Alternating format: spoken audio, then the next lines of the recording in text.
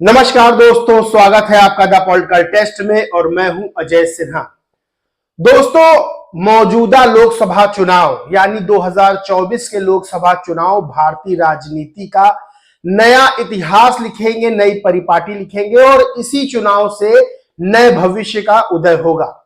दोस्तों, ये चुनाव बहुत महत्वपूर्ण है, महत्वपूर्ण राजनीतिक रूप से भी है और देश की तरक्की और भविष्य में कौन देश की सत्ता संभालेगा, बागडोर संभालेगा, इसको लेकर भी बहुत महत्वपूर्ण है। और इसी महत्वपूर्ण चुनाव में एक ऐसे शख्स का उदय हुआ, यानी ऐसे शख्स का किरदार सामने आया जो भारतीय राजनीति में नया इतिहास लिखेगा। यानी भविष्य की राजनीति भारत की क्या होगी, उसके अगर चेहरे की परिकल्पना की जाए, अगर उसका चेहरा सोचा जाए कि कैसा होगा, तो एक चेहरा नजर आता है जो सबसे युवा है भारतीय राजनीति में। और जब राजनीति में उनकी उम्र के युवा किसी का हाथ पकड़ के चलते हैं, किसी का सहारा लेते हैं, तो उस उम्र में वो युवा पूरी पार्टी की बागडोर संभाल रहे हैं। पूरी पार्टी, जब पार्टी संघर्ष कर रही है तो उस दौरान उन्होंने पार्टी को वापस उठाने का एक बीड़ा उठाया है और उनको इतनी बड़ी जिम्मेदारी दी गई है जो शायद भारतीय राजनीति में एक आध गिने चुने लोगों के कंधों पर आई होगी। दोस्तों, हम बात कर रहे हैं आकाश आनंद। आकाश आनंद बीएसपी सुप्रीमो मायावती के तो भतीजे हैं ही हैं, लेकिन आकाश आनंद की खुद में भी एक बड़ी पहचान अब बन गई है। एक युवा नेता के तौर पर, उस युवा नेता के तौर पर जो दूरदर्शी है, जो पढ़ा लिखा है, जो विदेश से पढ़ के आया है और जिसको किताबों के साथ राजनीति की और आदमियों की पहचान भी है। दोस्तों, 2 चरण उत्तर प्रदेश में लोकसभा चुनाव के बीते हैं और इन 2 चरणों में अगर उत्तर प्रदेश की बात कर लें या उत्तर प्रदेश के बाहर दक्षिण भारत की भी बात कर लें, तो आकाश आनंद ने जो जनसभाएं की उसमें एक बड़ी छाप छोड़ी। आकाश आनंद ने अपने भाषणों के जरिए बताया कि बहुजनों के लिए क्या करने वाले हैं और आकाश आनंद ने यह भी बताया कि दरअसल देश के मुद्दे हैं क्या, जनता के मुद्दे हैं क्या और किन मुद्दों पर वो चुनाव लड़ रहे हैं और अन्य राजनीतिक दल मुद्दों की बात ना करके और ऐसी बातें कर रहे हैं जिससे देश का कोई भला होने वाला नहीं है। दोस्तों, आकाश आनंद के भाषणों की तीव्रता, आकाश आनंद के भाषणों का असर और आकाश आनंद के भाषणों का प्रभाव यह देखा जा सकता है कि विरोधी दलों में हड़कंप मचा हुआ है। विरोधी दल जो आकाश आनंद को पहले इतना गंभीरता से नहीं ले रहे थे, सोच रहे थे कि एक 28 साल का युवा क्या कर लेगा, लेकिन उस 28 साल के युवा ने बता दिया कि वो विरोधी दलों की नींव हिलाने के लिए काफी है और 2024 के लोकसभा चुनाव में बीएसपी वो करने जा रही है जिसके बारे में किसी ने सोचा नहीं था। चरण दर चरण जैसे चुनाव बीत रहा है, बीएसपी सुप्रीमो मायावती का चेहरा उतना ज्यादा निखर कर सामने आ रहा है।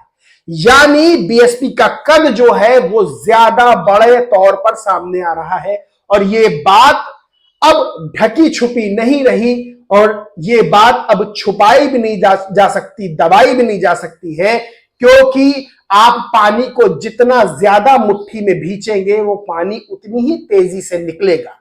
यही हो रहा है बीएसपी सुप्रीमो मायावती के साथ कि मीडिया के एक धड़े ने और राजनीतिक दलों ने जिस तरह से दबाने की कोशिश की बीएसपी को, उनके मूवमेंट को, वो उतना तेजी से आगे बढ़ रहा है और आकाश आनंद का इसमें बहुत बड़ा रोल है। दोस्तों, आकाश आनंद के भाषणों का प्रभाव ही कहेंगे कि किस तरह से आकाश आनंद पर एफआईआर करवा दी जाती है। यानी बहुतेरे नेता तरह तरह के बयान देते हैं, खुद भारतीय जनता पार्टी के नेता तरह तरह के बयान देते हैं, लेकिन एफआईआर होती है आकाश आनंद पर। यह प्रभाव होता है भाषणों का, यह प्रभाव होता है आपके व्यक्तित्व का, यह प्रभाव होता है आपकी प्रभावशाली छवि का। दोस्तों, उसके बाद तमाम सवाल खड़े होने लगे कि आकाश आनंद रैलियां क्यों नहीं कर रहे हैं। मेरे बहुत से दर्शक ये सवाल पूछ रहे थे कि आकाश आनंद की अगली रैली कब है, आकाश आनंद क्या कर रहे हैं, बहुत उत्सुकता है जानने में। तो आज मैं बताता हूं दोस्तों, राजनीति दो बहुत महत्वपूर्ण हिस्से होते हैं राजनीति के, किसी भी राजनीतिक दल के। एक होता है जो फ्रंट लाइन पर रहते हैं और एक होता है संगठनात्मक ढांचा। संगठनात्मक ढांचा जो होता है वो नीति नियम बनाता है, उसके बगैर कोई भी राजनीतिक दल आगे नहीं बढ़ सकता है। वहीं एक दूसरा राजनीतिक दलों का जो पहलू होता है, जो चेहरा होता है, वो ये होता है कि फ्रंट लाइन पे आप रहे और फ्रंट लाइन पे रह के आप मुकाबला करें। दोस्तों, जो बड़े पद होते हैं राजनीतिक दलों के, अगर हम बीएसपी की बात करें तो बसपा सुप्रीमो मायावती, आकाश आनंद जैसे बड़े चेहरे ये दोनों तरह के काम निभाते हैं। यानी संगठन में नीति नियम भी बनाते हैं कि क्या पार्टी को करना है, कैसे आगे बढ़ना है, और दूसरा एक फ्रंट पर खड़े होकर यानी मंच पर जनता को संबोधित करते हैं, लोगों से वोट मांगते हैं, लोगों से कनेक्ट होते हैं। आकाश आनंद इन दिनों बड़े मिशन पर लगे हुए हैं। आकाश आनंद सिर्फ देश में ही नहीं बल्कि विदेशों में फैले बहुजनों से भी बात कर रहे हैं। दोस्तों, आकाश आनंद ने ट्वीट किया और यकीन मानिए कि बीएसपी सुप्रीमो मायावती की धाक उत्तर प्रदेश और भारत में ही नहीं बल्कि विदेशों में भी उनका डंका बजता है, और डंका ऐसा बजता है कि जो विदेशों में बहुजन पढ़े लिखे हैं, जो वहां पर सेटल हैं, वो भी बीएसपी सुप्रीमो मायावती का कितना मान सम्मान करते हैं, कितना मानते हैं। ये बात आकाश आनंद के ट्वीट से भी सामने आई कि आकाश आनंद ने ट्वीट कर लिखा कि भारत से दूर विदेशों में बसे करीब 15 देश के बहुजन साथियों से आज बात करने का मौका मिला। कोई अमेरिका, तो कोई फ्रांस, तो कोई कुवैत, तो कोई नाइजीरिया जैसे दूर देशों में बैठकर बीएसपी को मजबूत करने के लिए काम कर रहा है। आप सभी के विचार सुनकर और आदरणीय बहन कुमारी मायावती जी के लिए आपका समर्पण देखकर मुझे नई ऊर्जा मिली है। आप सभी का दिल से आभार। ये भीम मिशन है जो कभी रुकना नहीं चाहिए। जय भीम, जय भारत। दोस्तों, ये ट्वीट किया है आकाश आनंद ने और इसमें उन्होंने बात की जो विदेशी धरती पर जो बहुजन बैठे हुए हैं, जो बीएसपी सुप्रीमो मायावती के प्रशंसक हैं, उनके समर्थक हैं, उनसे आकाश आनंद ने बात की और भविष्य की राजनीति से लेकर तमाम जरूरी विषयों पर उन्होंने बात की। दोस्तों, वीडियो कॉल के जरिए बात की और यह बात साबित होती है कि बीएसपी सुप्रीमो मायावती की ताकत क्या है।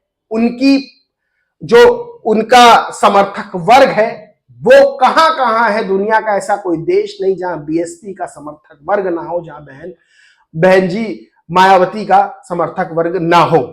दोस्तों, सबसे बड़ी बात यह है कि आकाश आनंद इन दिनों संगठनात्मक ढांचे को मजबूत कर रहे हैं। साथ ही पीटीआई एजेंसी जैसे एएनआई है, एएनआई की स्मिता प्रकाश को इंटरव्यू दिया था आकाश आनंद ने। अब पीटीआई एजेंसी है, भारत की बड़ी एजेंसी है, समाचार एजेंसी, उसको इंटरव्यू दिया है और इंटरव्यू देने में तमाम सवाल, तमाम जवाब हुए।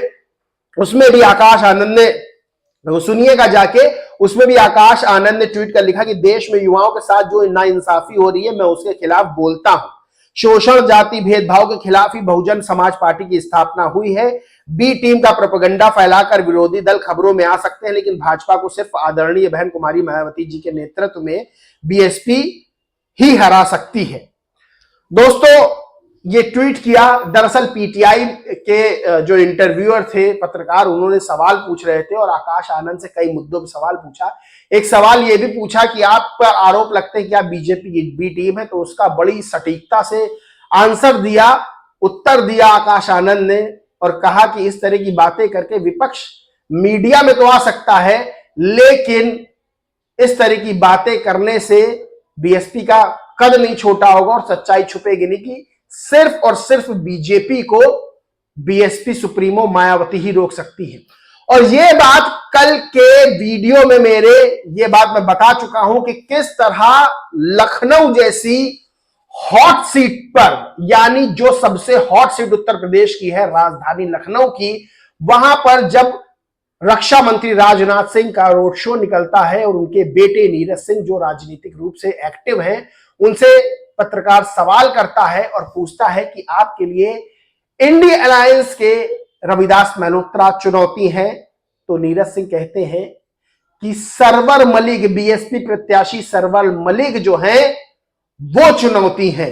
यानी बीजेपी ये बात जानती है कि चुनौती असली उसके लिए है कौन, लेकिन प्रोपेगेंडा फैलाना कुछ राजनीतिक दलों के लिए सिर्फ मीडिया में बने रहने का एक हथियार है, उससे ज्यादा कुछ नहीं। दोस्तों, आकाश आनंद इस समय उसी मिशन पर लगे हुए हैं जिस मिशन से बीएसपी मजबूत होगी, जिस मिशन से बहुजनों का उद्धार होगा। और आकाश आनंद जल्द ही रैलियों को संबोधित करेंगे। खबरें सामने आ रही हैं कि वो जल्द ही रैलियों को संबोधित करेंगे। इस समय संगठनात्मक ढांचा, जो उनके ट्वीट से पता चलता है कि वो संगठनात्मक ढांचे को मजबूत कर रहे हैं, नीति नियम बना रहे हैं, और विदेश में बैठे हुए जो बहुत पढ़े लिखे, बहुत समझदार बहुजन है और बीएसपी सुप्रीमो मायावती के समर्थक है, उनसे बात कर रहे हैं। वीडियो कॉल पे बातें हो रही है, समझ रहे हैं और समझ रहे हैं बहुत सी चीजों को जो बीएसपी के सत्ता में आने के बाद बहुजनों का उद्धार कर सकती है। दोस्तों, इस पूरे वीडियो पर आपका क्या मानना है, क्या कहना है, कमेंट करके जरूर बताएं। वीडियो अच्छा लगा तो लाइक करें, खूब शेयर करें और चैनल को सब्सक्राइब नहीं किया तो सब्सक्राइब करके बेल आइकन जरूर दबा लें। जय हिंद, जय भारत।